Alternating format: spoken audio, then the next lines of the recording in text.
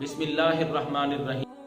حضرت عبداللہ بن عباس رضی اللہ تعالیٰ عنہ یہ روایت کرنے والے ہیں، کیا ارشاد فرماتے ہیں کہ اللہ کے پیارے نبی، پیارے رسول، فخر دو عالم، نور مجسم، شفیع معظم، رحمت دو عالم صلی اللہ علیہ وآلہ وسلم نے ارشاد فرمایا، اعتکاف کی فضیلت کو بیان کرتے ہوئے آپ نے ایک بڑی ہی خوبصورت مثال دی۔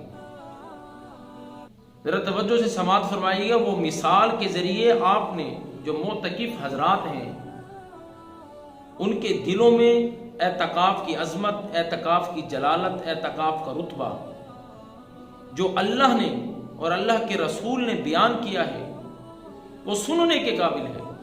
آپ نے فرمایا کہ اے میرے صحابہ سن لو، یعنی جو اللہ کی رضا کے لیے اللہ کے گھر میں رضا کس کی ہو؟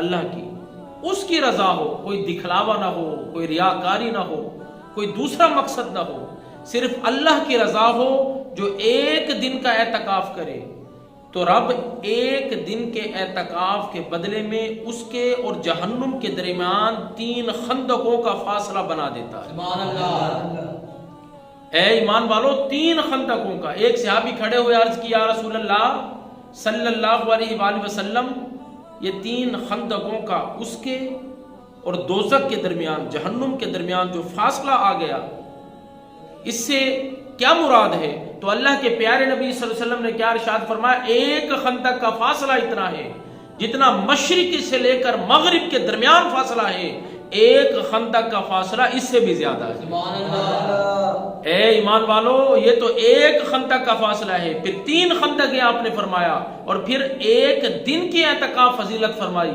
یہ ایک دن کی اعتکاف کی فضیلت ہے، وہ بھی نفلی اعتکاف، اور جو 10 دن اعتکاف کرے اور نفلی بھی نہیں، سنت مصطفیٰ کے اوپر عمل کرتے ہوئے، ارے اس کی کتنی فضیلت ہو۔